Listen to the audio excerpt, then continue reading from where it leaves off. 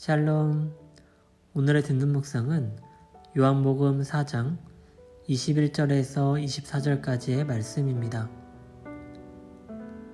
예수께서 이르시되 여자여 내 말을 믿으라. 이 산에서도 말고 예루살렘에서도 말고 너희가 아버지께 예배할 때가 이르리라. 너희는 알지 못하는 것을 예배하고 우리는 아는 것을 예배하노니 이는 구원이 유대인에게서 남이라. 아버지께 참되게 예배하는 자들은 영과 진리로 예배할 때가 오나니 곧 이때라. 아버지께서는 자기에게 이렇게 예배하는 자들을 찾으시느니라. 하나님은 영이시니 예배하는 자가 영과 진리로 예배할지니라.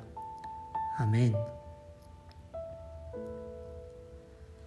우리는 11월 한 달 동안 요한복음을 통해 매일매일 주시는 은혜와 도전을 나누고 있습니다.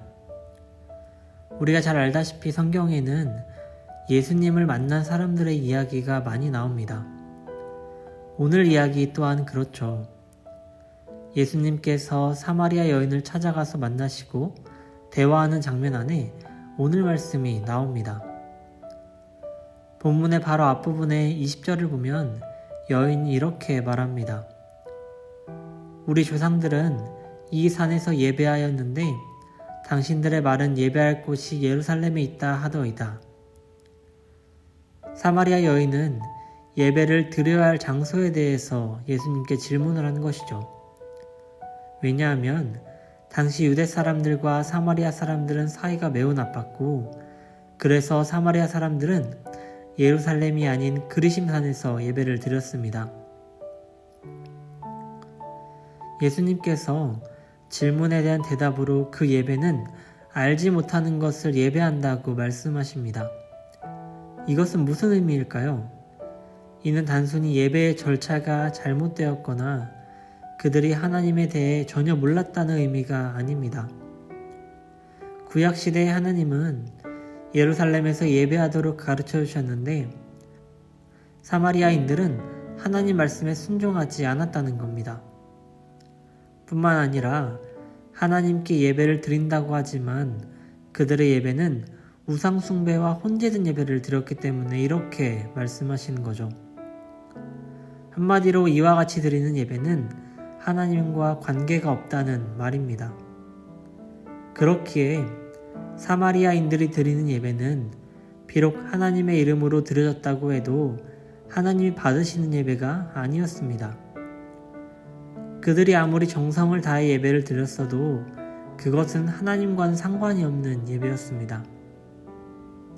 그런데 반대로 22절에서 예수님은 구원이 유대인에게서 난다고 하시면서도 23절에서 질적으로 다른 아버지께 참되게 예배한 자들에 대한 이야기를 하십니다. 이는 다시 말하면 무엇일까요? 유대인들이 바른 대상에게 예배드리긴 하나 그들 또한 참으로 예배한 자들은 아니었다는 겁니다.